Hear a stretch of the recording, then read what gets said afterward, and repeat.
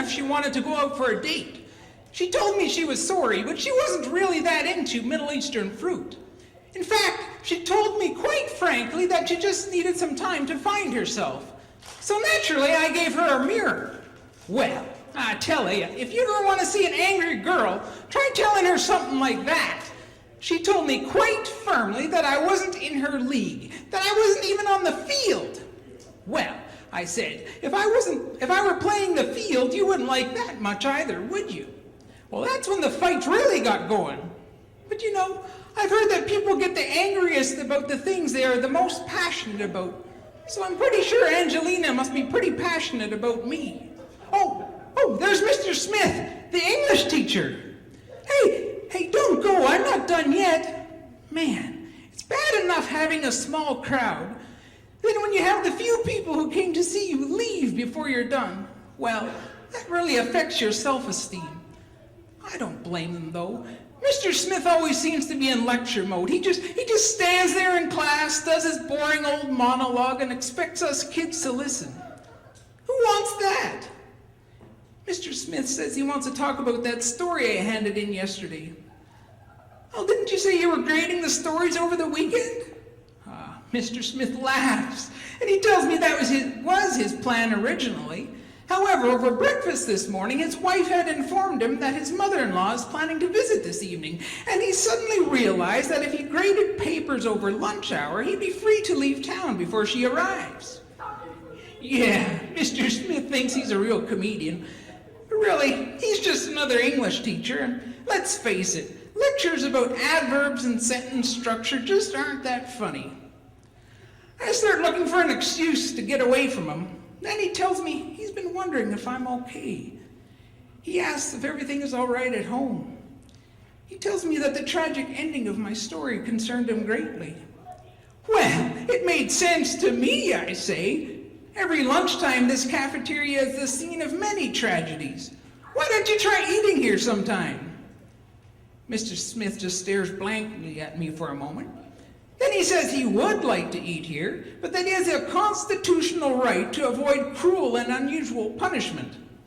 Well, I'll have to say that's a pretty good joke for somebody like Mr. Smith.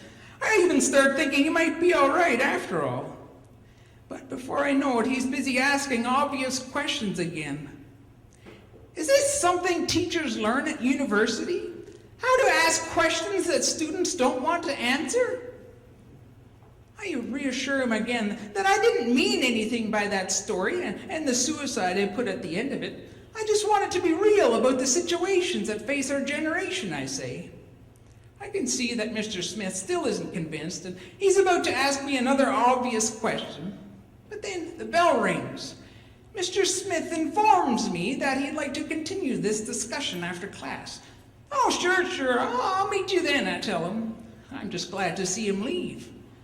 He's the last person I'd want to talk to about anything. Well, it looks like everyone has gone back to their classes. The cooks in the cafeteria have gone into town to have their own lunch. I guess that proves that there are some smart people left in this school.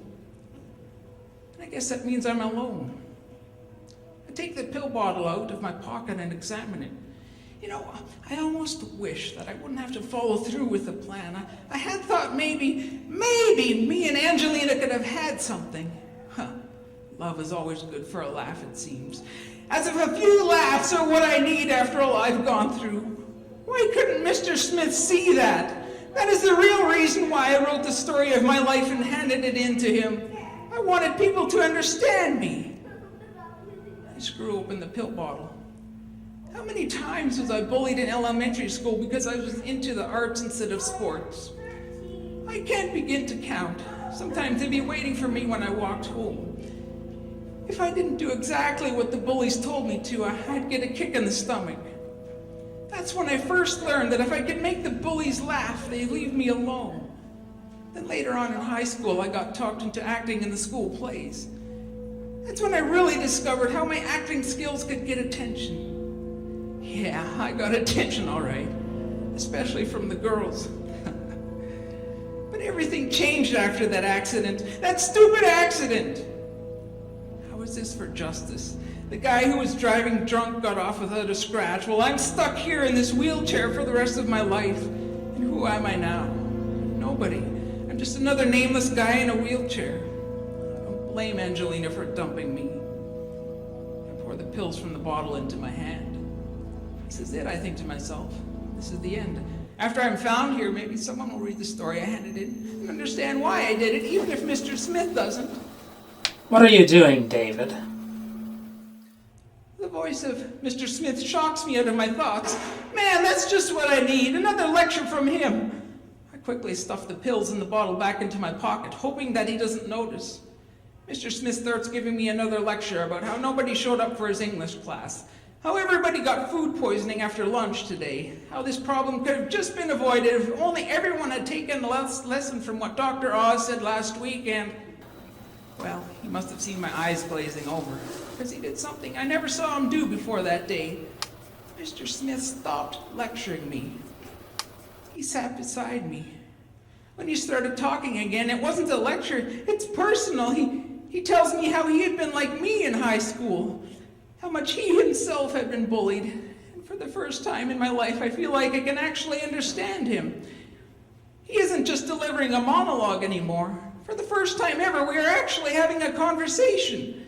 David, let's stop playing games. That story you handed in today was about you, wasn't it? Well, how did you know that? Come on, I may look dull, but as we've often discussed in English class, you can't always judge a book by its cover. Now, I assure you, I did read what you wrote, but I still don't understand why you would consider something like this. When I was in school, nobody paid the slightest attention to me. Well, you're popular. Everyone in school loves you and your sense of humor. Oh, do they? Then why am I alone every evening and every weekend? People laugh at my jokes, all right, but after school is over, after I go home, is there anyone around then? Does anyone want to talk to me? They used to back when I was an actor, but not anymore, not after I got into this wheelchair. I understand life has been difficult for you, however... Oh, difficult? Difficult doesn't begin to describe it. Do you even know what pain is? For the record, I would like to point out that I am married. Oh, really? Then at least you have one person in your life who might help you. That's more than what I've got. Angelina said it best. I'm screwed up. Think about it. How would you like to spend the day at school without having one person notice you? How would you like to see insults posted about you every time you go on Facebook? It's like I'm back in elementary school again. Why don't you just let me go and do what I have to do? David, don't you try to run from your problems. It will only make things worse. Why should I listen to you? Because I care about you.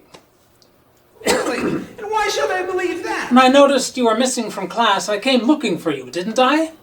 Of course you did. That's your job. Nobody else cares about me. Not now that I'm stuck here. Look, you may feel that way, but feelings lie. The truth is, you're still an actor. Your physical handicap can't take that away, can't take away how talented you are. You may feel that you are alone, that no one cares about you, but think about this. Close your eyes and imagine that you are on stage in one of our school productions. And what you see before you is a crowd of people. Your audience is waiting, anticipating your next move. Close your eyes. Do you see them? What exactly is that supposed to Listen, prove? Except that... Just imagine with me for a moment. You see that audience out there? Look at it. This isn't about you and your on stage performing anymore. This is about them. Huh. I've never thought about it that way before. Now, imagine that you did something radical. You left this stage and you wheeled yourself into the middle of the audience before us. Come on. Use your imagination. Where would you be? What is this? Obvious question, Dad? It is obvious, isn't it? You would be in the middle of your audience. In the middle of your family, your friends, your schoolmates. This is not just an audience who gathers occasionally to watch you perform. This is the community you are a part of. Look around you. These are the people you've affected in some way over the years. Can you honestly say that you are alone? that nobody cares about you, that none of these people would miss you if you were gone? Mr. Smith is actually making sense. I wouldn't want to admit that to him. Listen, David, you aren't just another nameless part of this human race. Your name is David, David Weber, who happens to have a handicap. David Weber, who is also a talented writer, actor, a son, a friend to many in this school, and if you will allow yourself to be a member of this community you see around you. Someone made a mistake, a stupid mistake that you will have to pay for the rest of your life. I understand that. It sucks. It sucks to lose the ability to do so many of the things that you loved. I don't have to tell you that. So I ask you, please don't put the people who love you through the same sort of pain that you have gone through yourself. Don't let this community lose someone that they love.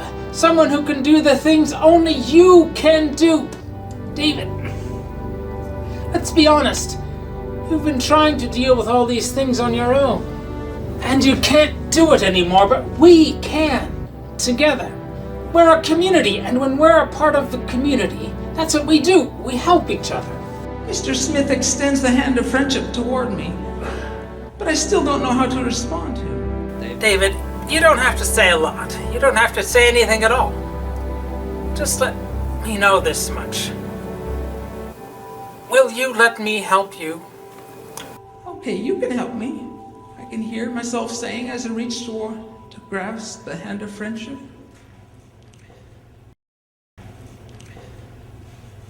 I was exhausted when I went home that day.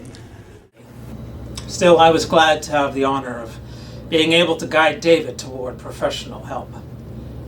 You know, when I think back on it all now, I realized how much David has helped me as well. More than he ever realized. That day, I had been ready to resign my teaching position in order to chase a dream of big corporate money working at the Walmart head office. Just think, I could have had a plush office, a fat expense count, and a fat income tax bill. But then I asked myself, what would have become of David Weber if I hadn't been in school that day? What if I hadn't taken the time to go over to the cafeteria and check in on him? As I thought about these questions, the decision I reached was very obvious. It's one to make. I decided to reject the office to work for the corporate world and stick with teaching. Now that I think of it, maybe I did need some professional help myself. Teaching didn't get any easier after that day. More kids like David came along. Kids at war with themselves and with each other. I think I was able to help some of them become more civilized. The others became politicians. My experience with David had taught me that while lectures have their place in the classroom, in real life it can be a lot more effective to talk with people instead of at them. I know I would have lost David that day if I hadn't started telling him about my own life. About how I had been bullied myself. That moment of personal sharing was the moment that built the bridge between us. You know, a few years after that dramatic day in the cafeteria, I received a phone call one night. It was David. He just wanted to thank me for the time I had taken to talk to him that day. He told me how what I had said had changed his life. As it turned out, he had decided to become a social worker and help other people like himself. Not because the money was good, no, but because he wanted to help build up the community that he is a part of in the same way that you did to me, he's told me.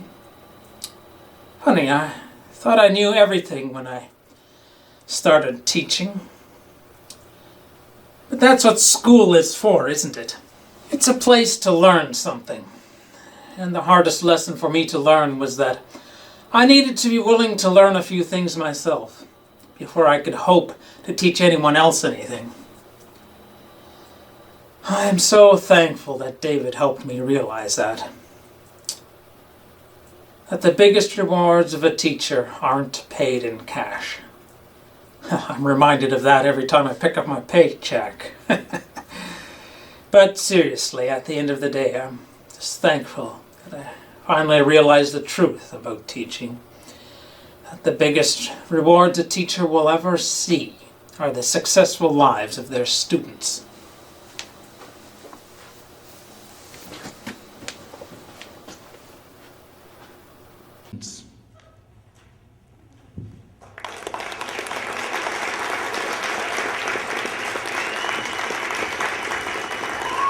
Yeah.